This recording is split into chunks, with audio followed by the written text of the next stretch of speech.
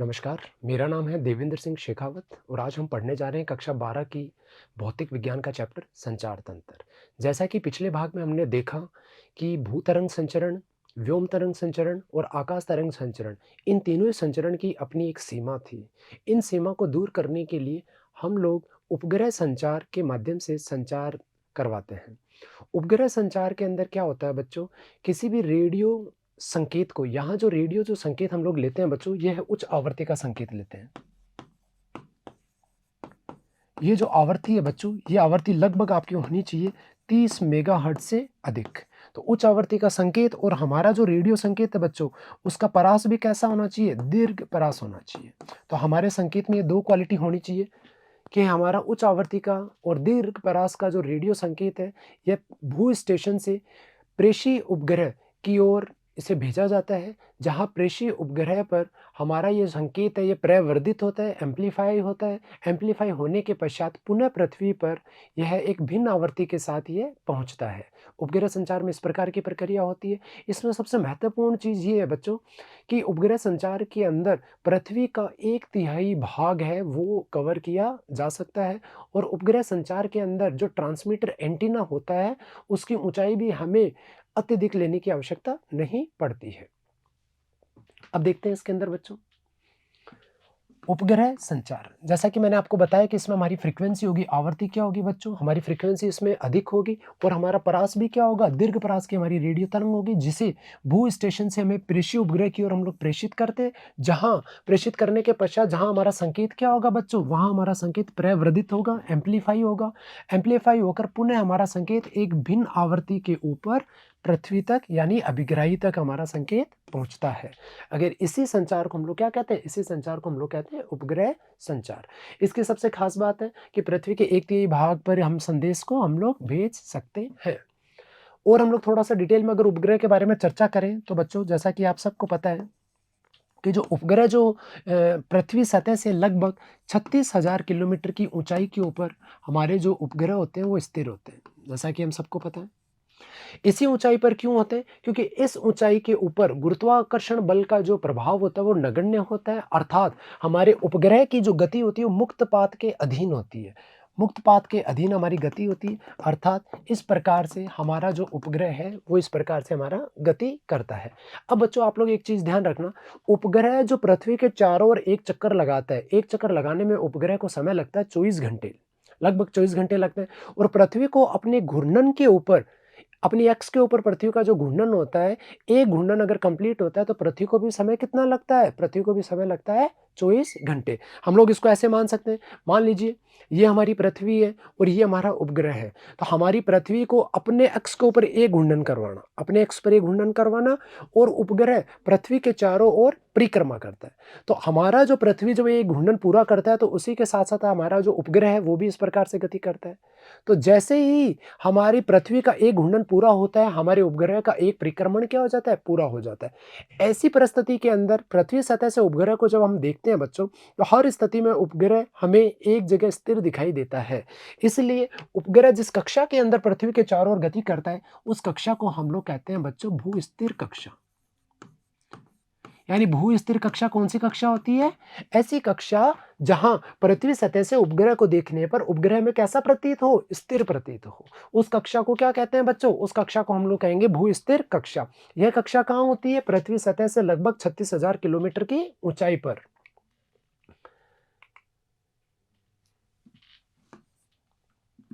ठीक है बच्चों? इस स्थिति में पृथ्वी अपनी अक्ष पर एक घूर्णन है उपग्रह के द्वारा किए गए एक परिक्रमण काल के समतुल्य होता है। सामान्यतः भू-स्थिर उपग्रह पृथ्वी सतह से 36,000 किलोमीटर की ऊंचाई पर स्थापित किए जाते हैं, जहां उपग्रह को परिक्रमण करने के लिए आवश्यक अभिकेंद्रीय बल प्राप्त हो जाता है। ठीक है मैम, सिंपल सा बात है। इसके बाद में बच्चों हम लोग ये देखते हैं कि हमारा मॉड्यूलन क्या होता है। आप लोग ध्यान रखना बच्चों, मॉड्यूलन के अंदर क्या होता है, जैसे हमने देखा कि हमारा जो ध्वनि संकेत है, हमारा जो ध्वनि संकेत है बच्चों, इसका जो आवर्ती परास हमने देखा, इसका आवर्ती परास होता है बच्चों 20 हर्ट्ज से 20 किलो हर्ट्ज। यह जो आवृत्ति है बच्चों, इस आवृत्ति को हम लोग लेते हैं निम्न आवृत्ति और जैसा कि हमें पता है बच्चों, अगर आवर्ती हमारी निम्न है, तो इस संकेत के अंदर ऊर्जा भी क्या होगी बच्चों? निम्न होगी। और हमें पता है कि निम्न ऊर्जा के संकेत को हम अत्यधिक दूरी तक हम लोग इसका संचरण नहीं करवा सकते। इसलिए हम लोग क्या करते हैं, हमारे निम्न आवर्ती संकेत को किसी उच्च आवर्ती की वाहक तरंग के ऊपर अध्यारोपित कराते हैं। इस अध्यारोपण को ही हम लोग क्या कहते हैं बच्चों? इस अध्यारोपण को ही हम लोग कहते हैं मॉड्यूलन। इसे हम लोग इस प्रकार से भी समझ सकते हैं, मान लेते हैं बच्चों, इसको हम लोग बच्चों इस प्रकार से भी समझ सकते हैं। मान लीजिए पृथ्वी है, यहाँ पर हमारा ट्रांसमीटर एंटीना है, यहाँ पर हमारा रिसीवर एंटीना है, यहाँ पर एक व्यक्ति है जिसके पास में एक संदेश है, इसे यह संदेश इस व्यक्ति तक पहुंचाना है। तो देखो बच्चों क्या होता है, यह व्यक्ति अपने फ़ोन के अंदर एक नंबर दर्ज करेगा। एक नंबर दर्ज करने का मतलब एक पर्टिकुलर फ्रीक्वेंसी का संकेत है, वो जनरेट हुआ। वह संकेत आपका ट्रांसमीटर एंटीना तक जाएगा, ट्रांसमीटर से रिसीवर एंटीना तक जाएगा और रिसीवर से इस व्यक्ति तक ये संदेश पहुंच जाता है। अब ये संदेश किस प्रकार से जाता है, ये भी हम लोगों ने चर्चा की थी बच्चों, कि हमारा ये जो संकेत होता है, हमारा जो ये संकेत होता है, ये 3 माध्यम से जा सकता है। हमारा संकेत इस प्रकार से भी जा सकता है, हमारा संकेत ये सीधा भी जा सकता है, हमारा संकेत ये आयन मंडल से टकराकर भी जा सकता है, और हमारा संकेत है ये जो 36,000 किलोमीटर की ऊंचाई के ऊपर जो उपग्रह होता है, इससे टकराकर भी जा सकता है। ये प्रक्रिया हम लोग यहाँ जो प्रक्रिया इसमें काम में लेते हैं, इसमें हम लोग प्रक्रिया काम में लेते हैं व्योम तरंग वाली बच्चों, ध्यान रखना। तो जैसे ही हमारा संकेत अगर यहाँ पहुँचता है बच्चों, तो यहाँ पे इस व्यक्ति के पास में एक फ़ोन की रिंग आएगी। रिंग आने के बाद में जैसे ये फ़ोन को पिक करेगा, इसका मतलब अभी तक इसके पास में जो तरंग पहुँची है बच्चों, वो वाली तरंग इसके पास में वाहक तरंग। अभी रिंग पहुंची है तो वो वाली तरंग कौन सी है बच्चों? वाहक तरंग। परंतु जैसे ही हम लोग कुछ बोलते हैं फोन के ऊपर, तो हमारा जो ध्वनि संकेत है, हमारे फोन में लगे ट्रांसड्यूसर के कारण ध्वनि संकेत किस में बदलता है बच्चों? विद्युत चुम्बकीय तरंग में बदलता है। अर्थात हमारे ध्वनि संकेत का उस विद्युत चुम्बकीय तरंग में, जिसे हम वाहक तरंग बोल रहे हैं, उसके ऊपर क्या होता है बेटा? अध्यारोपण होता है। अध्यारोपण होता है। अध्यारोपण के साथ में हमारी जो ये निम्न आवृत्ति का जो संकेत है, इसे किसी प्रकार का कोई ह्रास नहीं होता बच्चों, इसमें किसी प्रकार की कोई हानि नहीं होती है। और ये जो अध्यारोपण होता है, अध्यारोपण को ही हम लोग क्या कहते हैं बच्चों? इस अध्यारोपण को ही हम लोग कहते हैं मॉड्यूलन। तो ये बात भी बच्चों आप लोग ध्यान रखें। या हम लोग इसको ऐसे भी समझ सकते हैं बच्चों, इसे हम लोग ऐसे भी समझ सकते हैं कि हमारी जो वाहक तरंग है, ये एक प्रकार का वाहन है। वाहक तरंग तो क्या है बच्चों? एक प्रकार का हमारा वाहन है। ये वाहक तरंग, जिसे विद्युत चुम्बकीय तरंग बोल रहे हैं हम लोग बच्चों। इस विद्युत चुम्बकीय तरंग की चाल कितनी होती है? 3 × 10⁸ मीटर प्रति सेकंड। इसके ऊपर हम लोग कुछ सामान रख देते हैं। ये जो कोई सामान रखा है बच्चों, इसके ऊपर जो सामान रखा है, इसे हम लोग बोल देते हैं हमारा संकेत, हमारा संदेश। अगर ये ध्वनि के रूप में है, तो इसकी आवृत्ति कितनी है बच्चों? इसकी आवृत्ति वही 20 हर्ट्ज से 20 किलोहर्ट्ज।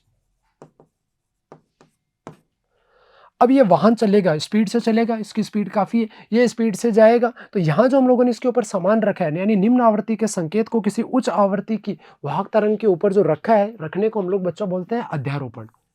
तो इस रखने को ही, इस प्रक्रिया को ही हम लोग क्या बोलते हैं? इस प्रक्रिया को ही हम लोग बोलते हैं मॉड्यूलन।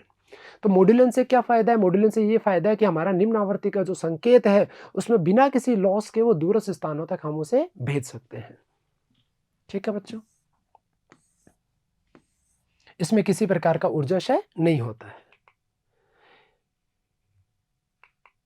इसके बाद में बच्चों हम लोग देखते हैं कि हमारा जो संकेत है, देखो बेटा, हमारा जो संकेत होता है उसका अगर चित्रण करें तो उसको इस प्रकार से दर्शा सकते हैं। हमारा जो मैसेज होता है उसको कुछ इस प्रकार से दर्शा सकते हैं, और उसकी जो समीकरण होती है, उसके समीकरण कुछ इस प्रकार की होती है। अब ये संकेत अगर गति कर रहा है तो ये समय पर निर्भर करता है, तो हम इसे ब्रैकेट में टी से दर्शाएंगे। यहाँ ये वाली जो राशि है VAO, इसे हम कहते हैं कि हमारे संदेश संकेत का ये क्या है बच्चों? आयाम है। आयाम क्या होता है बच्चों?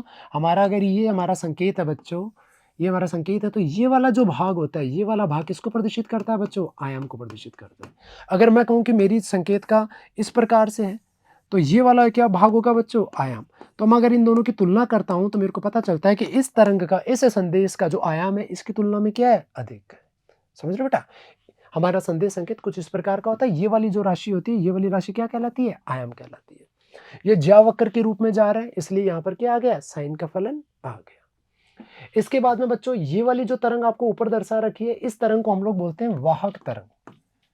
इसको हम लोग क्या बोलते हैं? वाहक तरंग। ये जो वाहक तरंग होती है बच्चों कुछ इस प्रकार की होती है। इसको अगर समीकरण से प्रदर्शित करना चाहें तो इसको इस प्रकार से कोई समीकरण में प्रदर्शित करते हैं बच्चों। यहाँ पर ये भी टाइम है, समय के साथ में गति करती है, इसलिए ब्रैकेट में टी आ रहा है। यहाँ पर ये वाली जो राशि है बच्चों, ये वाली राशि किसको प्रदर्शित करिए, ये वाहक तरंग का आयाम है।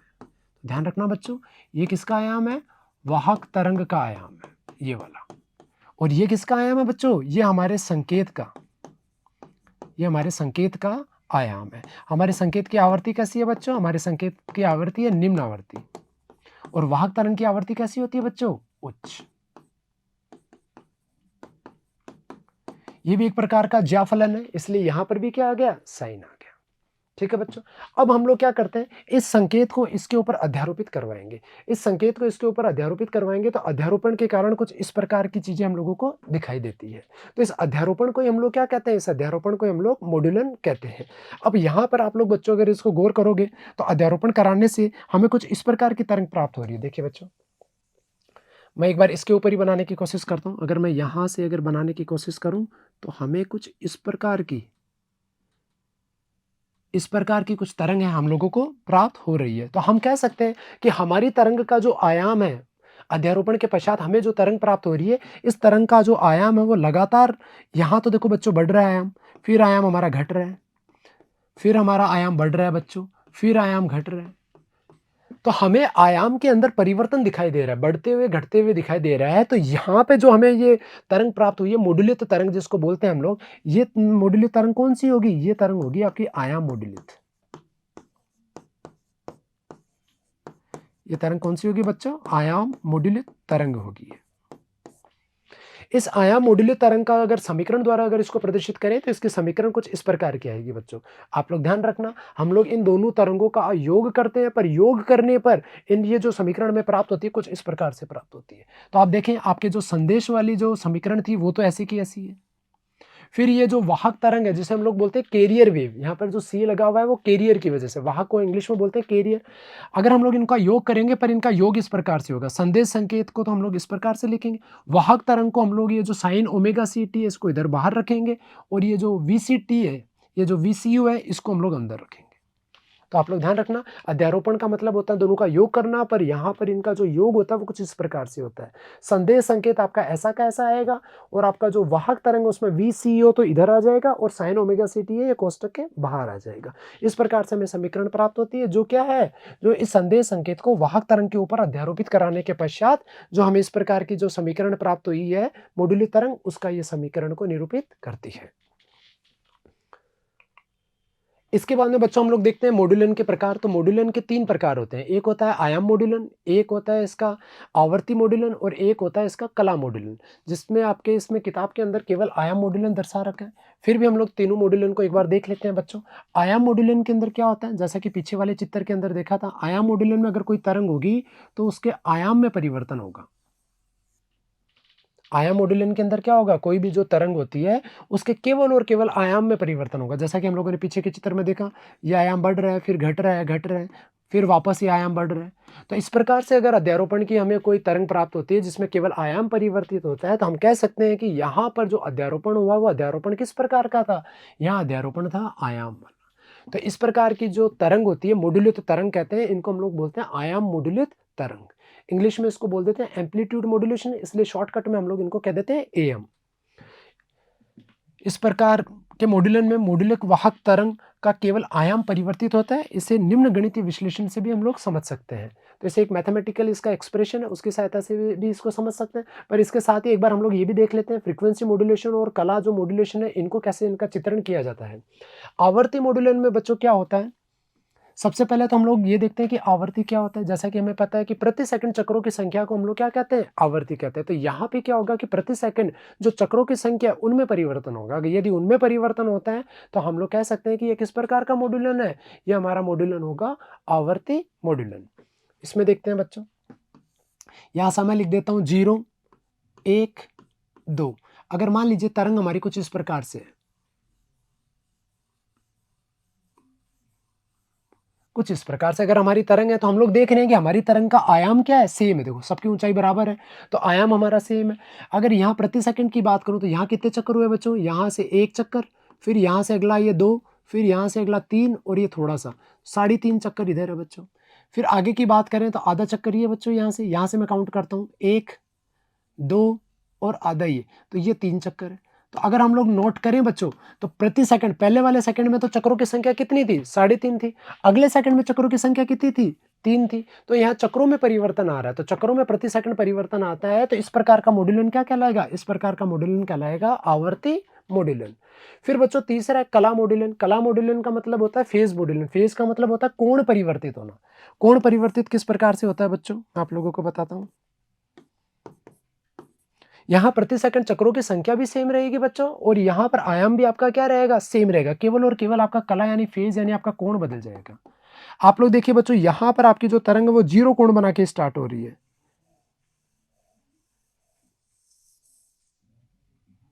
तो यहाँ देखिए बच्चों, यहाँ पर प्रति सेकंड के अंदर अगर हम लोग बात करते हैं, यहाँ 1 चक्कर, फिर ये 2 चक्कर, फिर ये 3, फिर ये 4 और फिर ये 4.5 है। चक्कर तो बच्चों 4.5 है, परंतु यहाँ पे ये कहाँ से स्टार्ट हो रहा है? ये 0 से स्टार्ट हो रही थी, पर अगली तरंग कहाँ से स्टार्ट हो रही है? यहाँ से स्टार्ट हो रही है। तो यहाँ से जब स्टार्ट होगी,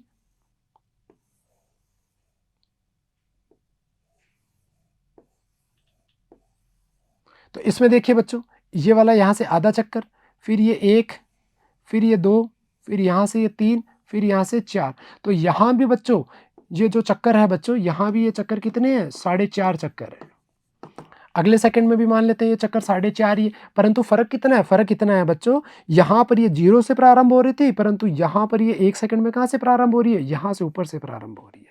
तो ऐसी स्थिति के अंदर जब आयाम समान हो, चक्रों की संख्या समान हो, केवल ऊपर कला यानी कोण परिवर्तित हो रहा है, तो इस प्रकार का अगर परिवर्तन मॉड्यूलन के अंदर होता है तो इस प्रकार का परिवर्तन क्या कहलाता है? इस प्रकार का परिवर्तन कला मॉड्यूलन कहलाता है। पर आपके बुक के अंदर केवल और केवल आयाम मॉड्यूलन का विश्लेषण दे रखा है, तो केवल हम लोग इसी के ऊपर चर्चा करेंगे। तो आयाम मॉड्यूलन के अंदर केवल आयाम परिवर्तित होता है।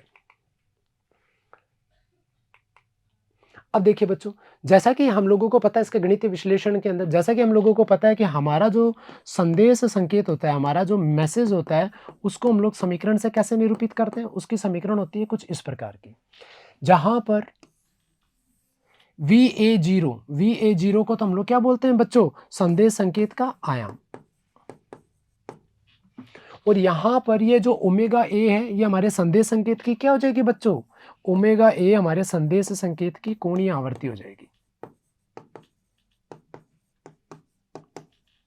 ठीक है बच्चों, यहां पर ये वाली जो समीकरण है बच्चों, ये वाहक तरंग की समीकरण है, ये वाहक तरंग को निरूपित कर रही है बच्चों। यहां पर ये जो मान है बच्चों VCO, इसको तो बच्चों हम लोग क्या बोल देते हैं? इसको तो हम लोग बोल देते हैं वाहक तरंग का आयाम बोल देंगे बच्चों, और इस ओमेगा C को बच्चों हम लोग क्या बोल देंगे? वाहक तरंग की कोणीय आवृत्ति। ठीक है बच्चों, अगले स्लाइड पे ये दिखा भी रखा है। VA इसको तो बोलेंगे आयाम संदेश संकेत का, VC वाहक तरंग का आयाम, इसको बच्चों आप लोग समझ सकते हो। अगर यहाँ पर C हो, C को इंग्लिश में बोलते हैं बच्चों कैरियर, और इसको हिंदी में हम लोग बोलते हैं वाहक। तो जहां आपका C है वो वाहक तरंग के लिए है, तो ये वाहक तरंग का आयाम होगा बच्चों। A जहां होगा वो आपका संदेश के लिए होगा। तो ध्यान रखना बच्चों, ये दोनों के लिए आयाम है, और ये ओमेगा ओमेगा दोनों के लिए क्या बच्चों? कोणीय आवर्ती है। C है तो ये वाहक तरंग की कोणीय आवर्ती होगी, A है तो ये संदेश संकेत की कोणीय आवर्ती होगी। अब देखिए बच्चों, हमारे पास में दोनों संकेत की हमारे पास में समीकरण है, संदेश संकेत की भी है और वाहक तरंग की भी है। अब हम लोग क्या करेंगे? इन दोनों संकेत को परस्पर क्या कराएंगे? अध्यारोपित करवाएंगे। जब हम लोग अध्यारोपित कराएंगे तो परस्पर ही आपस में इनका योग होगा, परंतु योग तो होगा, परंतु योग हम लोग कुछ इस प्रकार से करेंगे बच्चों। संदेश संकेत को हम लोग ऐसा का ऐसा रखेंगे, वाहक तरंग का साइन वाला मान बाहर रखेंगे, और वाहक तरंग का जो आयाम है वो अंदर योग करेंगे। कुछ इस प्रकार से इन लोगों का हमको योग करना पड़ेगा। सिंपल सीधा योग मत कर देना बच्चों, इस प्रकार से इनका योग होगा। इसके पश्चात बच्चों हम लोग क्या करेंगे? यहां से इस VCO को बाहर लेंगे, यहां से VCO को बाहर लेंगे तो अंदर तो क्या बचेगा? 1, और यहां ये VCO कहां आ जाएगा? बट्टा के अंदर आ जाएगा। सिंपल सी बात है बच्चों। यहां हम लोगों ने क्या किया? यहां पे ये जो ये VCO, इसको हम लोगों ने बाहर लिया, इसको बाहर लेंगे तो यहाँ तो बच जाएगा 1, और यहाँ पर ये VAO है, इसके बट्टा में क्या आ जाएगा? VCO आ जाएगा। बाहर आपका है ये 80, और ब्रैकेट के अंदर क्या बच्चों? बाहर आपका ओमेगा CT। इसको इसलिए बच्चों, अगर आप लोग इसको वापस अंदर गुणा करते हो, वापस अंदर गुणा करोगे तो वापस ये आ जाएगा VCO प्लस यहाँ देखिए बच्चों, इससे गुणा होगा तो इससे ये आपस में ये कट जाएगा, अंदर क्या बचेगा, VAO sign omega A T, और बाहर तो आपका ये है ही है बच्चों, साइन ओमेगा सी टी। तो अगर हम लोग VCO को बाहर लेंगे तो यहाँ एक आएगा और ये कहाँ जाएगा, बट्टा में आ जाएगा। अब हम लोग क्या करते हैं बेटा, ये जो बट्टा वाला जो मान है VAO बट्टा VCO, इसको हम लोग क्या लिख देते हैं, इसको हम लोग लिख देते हैं MA। ये एक तरह का सूचकांक होता है बच्चों, इसको हम लोग बोलते हैं मॉड्यूलन सूचकांक। इसको बच्चों हम लोग बोलते हैं मॉड्यूलन सूचकांक। ठीक है बच्चों, ये आपका एक मॉड्यूलन सूचकांक है। हम लोग आयाम मॉड्यूलन पढ़ रहे हैं तो इसलिए हम लोग इसको आयाम मॉड्यूलन सूचकांक बोल देते हैं। अब एक चीज आप लोग ध्यान रखना बच्चों, ये तो है वाहक तरंग का आयाम और ये है संदेश संकेत का आयाम। वाहक तरंग की आवृत्ति अधिक होती है, उसमें ऊर्जा अधिक होती है, तो वाहक तरंग का आयाम भी अधिक होता है। संदेश संकेत की आवृत्ति कम होती है तो उसका आयाम भी क्या होता है, कम होता है। तो यानी यहाँ पर संख्या तो है कम और यहाँ संख्या क्या है, अधिक। अगर इस प्रकार की कोई संख्या हो, यानी कम संख्या में अधिक संख्या का भाग लगाएंगे तो प्राप्त होने वाली राशि सदैव क्या होगी, प्राप्त होने वाली राशि सदैव 1 से कम होगी। तो आप लोग सदैव ध्यान रखें, जो ये मॉड्यूलन सूचकांक है, आयाम मॉड्यूलन सूचकांक है, इसका मान सदैव 1 से कम होता है। अब देखिए बच्चों, आगे इसके बाद में हम लोग इसको हल करते हैं। इसको आगे जब हम लोग हल करेंगे तो इस VCA को अंदर भेज देंगे और इस VCA को अंदर भेज देंगे, तो ये VCO यहाँ से भी गुणा होगा और ये VCO इससे भी गुणा होगा। तो हम लोगों ने यहाँ यही किया बच्चों, VCO को अंदर भेज दिया, VCO को अंदर भेज दिया, दोनों गुणा हो गया। परंतु हमने क्या किया, साथ में ही यहाँ 2 से इसको बट्टा भी कर दिया। देखो 2 से यहाँ भाग भी लगा दिया और 2 से इसको क्या कर दिया, गुणा भी कर दिया। ऐसा करने से कोई फर्क नहीं पड़ेगा, दोनों तरफ समान समान है। तो ऐसा करने से क्या हुआ बच्चों, ऐसा करने से यहाँ पे देखिए बच्चों, यहाँ करने से ये वाला जो मान है बच्चों, ये 2 sine omega A T into sine omega C T, ये एक प्रकार का गणित के अंदर एक सूत्र होता है बच्चों। जब भी इस प्रकार का कोई मान आए बच्चों, 2 साइन ए साइन बी, तो इसका बच्चों एक सूत्र होता है, आप लोग ध्यान रखना, इसका सूत्र होता है कोस, ये तो है बच्चों कोस बी माइनस ए, और ये है आपका कोस बी प्लस ए, ये ज़्यादा ठीक रहेगा बेटा। अब देखिए, इसके अंदर कोस बी माइनस ए करेंगे तो इसको तो हम लोगों को ए बोल रखा है और इसमें हमने इसको क्या बोल रखा है बच्चों, बी बोल रखा है। तो बी माइनस ए करेंगे तो ये आएगा omega C minus omega A, बाहर आपका टी है। फिर माइनस बी प्लस ए करेंगे तो omega C plus omega A. वैसे बच्चों कोई फर्क नहीं पड़ेगा, हम लोग ए माइनस बी भी करेंगे कोई फर्क नहीं पड़ता, क्योंकि हम लोगों को पता है कि कोस माइनस थीटा भी क्या होता है, कोस थीटा ही होता है। ठीक है ना, कोई फर्क नहीं पड़ेगा, परंतु आपकी किताब के अंदर बी माइनस ए कर रखा है तो हम लोग उसी पद्धति से इसको हल कर लेते हैं। ठीक है बच्चों, ये करने के पश्चात बच्चों फिर हमने क्या किया, ये वाला जो मान है बच्चों, ये वाला जो मान है, इसको इससे भी गुणा कर दिया और इसको इससे भी गुणा कर दिया। कोष्टक ओपन कर लिया, कोष्टक ओपन करने पर हमें ये देखो, ये यहाँ इससे भी गुणा हो गया और ये वाला मान है बच्चों इससे भी गुणा हो गया। तो ये हम लोगों को किस आयाम मॉड्यूलित वाहक तरंग हम लोगों को प्राप्त हुई। इसमें हमें 3 घटक प्राप्त होते हैं, एक तो हमें ये वाला घटक प्राप्त हुआ, एक हमें ये वाला घटक प्राप्त हुआ और एक हमें ये वाला घटक प्राप्त हुआ। तो 3 घटक प्राप्त होते हैं जिसमें ये वाहक तरंग के आयाम को प्रदर्शित कर रहा है बच्चों। इसके अंदर हम लोग देखते हैं तो हमें पता चलता है कि वाहक तरंग की जो आवृत्ति है, वो ये वाला जो संकेत है, इसमें इसकी आवृत्ति क्या है, कम है। अगर ये वाला संकेत देखते हैं तो हमें पता चलता है कि इसमें वाहक तरंग की आवृत्ति है वो क्या होती है, अधिक होती है। तो यहाँ हमें मॉड्यूलर तरंग के 3 घटक प्राप्त होते हैं बच्चों, जिसमें पहला पद है वो वाहक तरंग को निरूपित करता है, दूसरा पद है जिसकी आवृत्ति वाहक तरंग की आवृत्ति से क्या है, कम है, और तीसरा जो है उसमें वाहक तरंग की आवृत्ति क्या है, अधिक है। तो कम वाले को हम लोग बोलते हैं निचला साइड बैंड, जिसकी आवृत्ति अधिक है उसको क्या बोलते हैं बच्चों, उसको हम लोग बोलते हैं ऊपरी बैंड। ठीक है बच्चों, सिंपल सा है, आय मॉड्यूली तरंग के अंदर हम लोगों ने देखा। इसके बाद में बच्चों लास्ट अपना टॉपिक बचता है वी मॉड्यूलन। वी मॉड्यूलन मॉड्यूलन का ही एक उल्टा रूप होता है। मॉड्यूलन में तो जहां हम निम्न आवृत्ति के संकेत को उच्च आवृत्ति के संकेत के ऊपर अध्यारोपित करवाते हैं, यहाँ वी मॉड्यूलन में हम लोग क्या करेंगे, यहाँ वी मॉड्यूलन में निम्न आवृत्ति के संकेत को उच्च आवृत्ति के संकेत से प्राप्त करेंगे। वही वाली बात है बच्चों, जो हम लोगों ने वो गाड़ी वाला एक उदाहरण देखा था। अगर हम लोग हमारे सामान को लोड करते हैं, यहाँ पर हमारे सामान को अगर यहाँ पर लोड करते हैं, तब तो ये तो क्या कहलाता है, मॉड्यूलन। और यदि हम हमारे सामान को अगर वापस प्राप्त कर लेते हैं, इससे वापस अगर इससे प्राप्त कर लेते हैं, तो इसको हम लोग क्या कहेंगे, वी मॉड्यूलन। यानी जब उच्च आवृत्ति के वाहक तरंग से निम्न आवृत्ति के संकेत को प्राप्त किया जाता है, तो उसे प्राप्त करने की घटना को हम लोग क्या कहते हैं बच्चों, इस घटना को हम लोग कहते हैं वी मॉड्यूलन। तो देखिए इस प्रकार से मैंने अपना संदेश संकेत बनाया था बच्चों। तो हमारा संदेश संकेत पहले इस प्रकार से था, तो यहाँ पर हमारी जो तरंग थी वो मॉड्यूलित तरंग थी। इस मॉड्यूलित तरंग से हम लोगों ने हमारे संकेत को इस प्रकार से पुनः प्राप्त कर लिया। इसी को हम लोग क्या कहते हैं बच्चों, इसी को हम लोग कहते हैं मॉड्यूलन। तो आज के इस भाग में हम लोगों ने देखा कि किस प्रकार से उपग्रह है वो हमारे संचार के अंदर एक महत्वपूर्ण भूमिका निभाता है। उसके साथ में ही हम लोगों ने देखा कि मॉड्यूलन क्या होता है, मॉड्यूलन के हम लोगों ने तीनों प्रकार देखे, उसका गणितीय विश्लेषण देखा तथा साथ ही साथ हम लोगों ने विमॉड्यूलन को देखा। Thank you.